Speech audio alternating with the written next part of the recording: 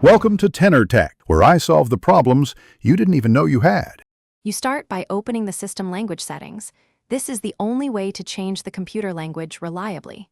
Once there, select Region and Language or Language and Input. Make sure you have admin access, because most systems require authentication to add or switch languages.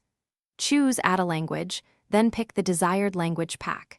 Download any necessary language resources and speech files. This may take a few minutes, depending on your connection speed and file size.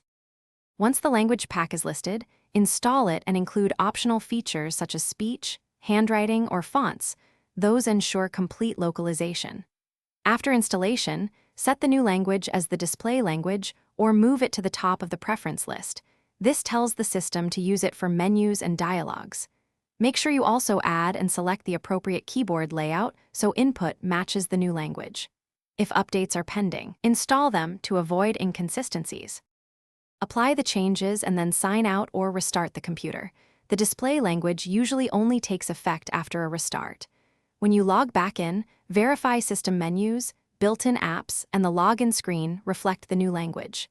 If some apps remain in the old language, make sure they use system settings or have their own language option.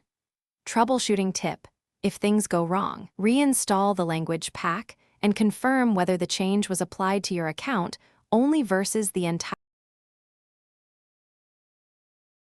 Thanks for watching. Subscribe to keep your life in tune.